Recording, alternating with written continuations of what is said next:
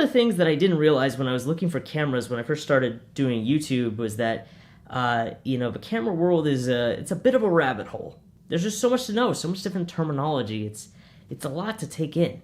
But in my search, I think I found one of the best all-in-one cameras for starting a YouTube channel with. Today we are taking a deep dive into the Panasonic Lumix G7. Let's dive into it.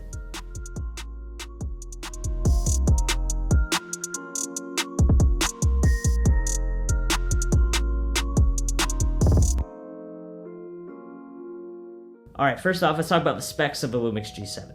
Lumix G7 is a micro four thirds mirrorless camera with a 14 to 42mm kit lens. There are some awesome features that this camera includes. This camera can shoot in nice, crisp 4K 30 frames per second, or if you want to go for more cinematic, it also can shoot in 4K 24 frames per second as well. And then of course you got the 1080p 60 frames per second. This camera also includes a microphone jack, and so you're able to plug in whatever mic you want and mount it to the top of the camera. Pretty cool. It also comes with 5 programmable custom function buttons. I mean, you could pretty much program these buttons to do whatever you want. You could program it to change the ISO, the white balance. You could even have it change any filters that you have in the camera. It's pretty cool that you have so much customization. Another cool feature of this camera is that it has a built-in time-lapse mode. So if you're a travel vlogger and you're, wanting to get from one scene to another, time-lapse is a great transition, and this camera makes time-lapses super easy. Now, I haven't actually played too much with this mode, but I know it will create the time-lapse for you, so you actually don't have to manually create the time-lapse frame by frame like you would normally have to. So it's really cool. It makes time-lapses super easy, and it looks great. And honestly, the menu system is just really worth noting because the menu system is super easy to use, super easy to understand. I mean, it does not take long to find something that you're looking for. I mean, you're literally just going in the menu and within seconds you're finding what you're looking for, and it's really simple. And then the touchscreen as well. The touchscreen is super responsive. I mean, I can't really tell the difference between this touchscreen and the touchscreen on my phone in terms of the, response time.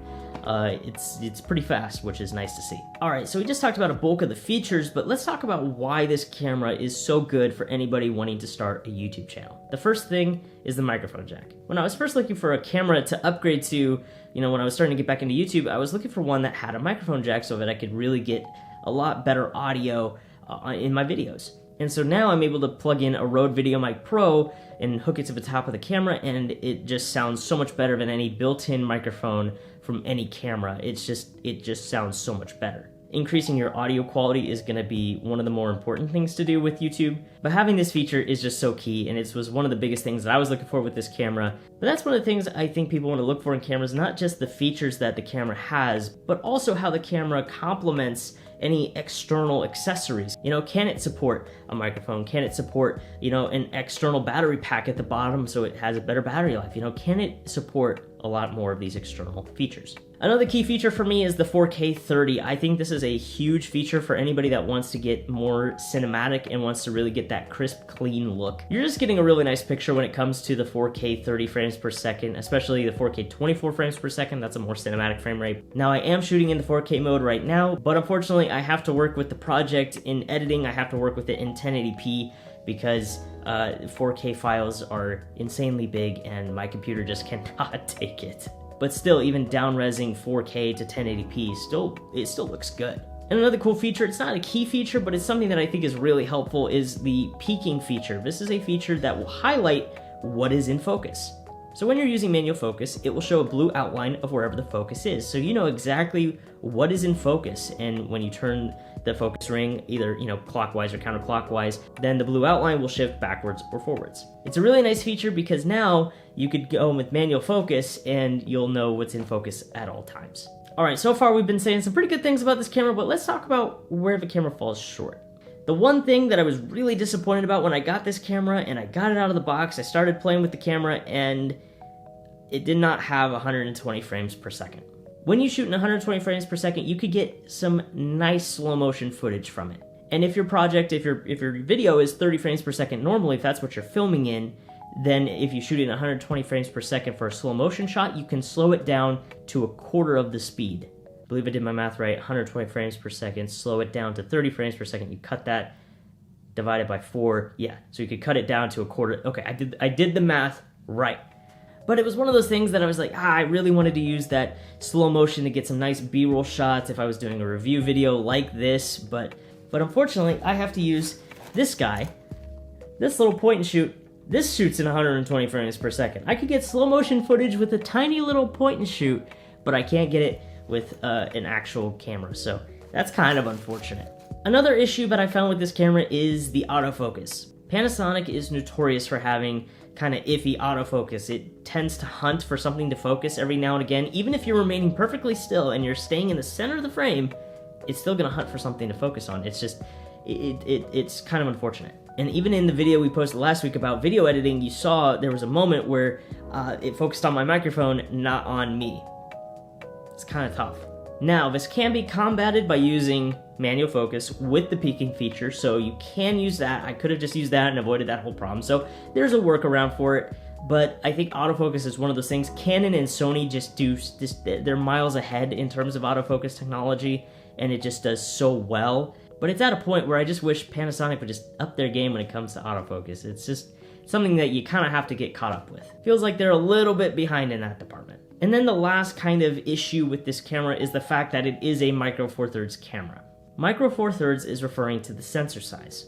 And before we get into different sensor sizes, let's talk about what a sensor does. Now basically what the sensor does is it takes in as much light as possible and it transfers it to the viewfinder that you see on your LCD screen or your electronic viewfinder. Now the bigger the sensor, the more light that can be let in. The smaller the sensor, the less light. So going back to different sensor sizes, you have the full frame sensor, which is going to be the biggest one that you can get in a DSLR camera. Full frame sensor is going to allow you to get as much light in as possible, so it's actually going to do really well in low light situations. So if you don't have, a studio with a lot of light, or maybe you're shooting at night, it's going to do a lot better than a smaller sensor. So then you go down to APS-C, which is what Sony and Canon use, and then you go down to micro four thirds, which is what Panasonic Lumix uses. Now, another problem when it comes to a crop sensor like a micro four thirds is you're not going to get a super wide field of view. If I were to be shooting this with a full frame camera, the picture would be so much wider. I mean, you could see so much more of my room, so much more of what's going on, and that's why a lot of people love a full frame camera with a wider lens, because you get to see more. And yeah, vloggers use full frame cameras all the time, because when you're holding a camera out like this and you're trying to vlog, it gets the full picture. It gets everything. It gets all of you, the background, where you are. There's a good, clear picture of where you're at. So that's full frame.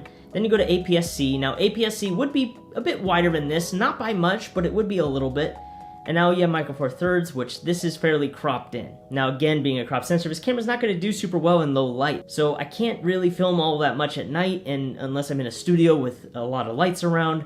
Otherwise, it's just not happening. Now the reason Panasonic goes with micro four thirds is to cut down on cost. Now if you were looking at a full frame camera like a Canon EOS R, you're looking at about a $2,000 camera. That's just the body. That doesn't even include the lens. That's just the body. And then this camera with this body, this lens, is about $500. So, I mean, yeah.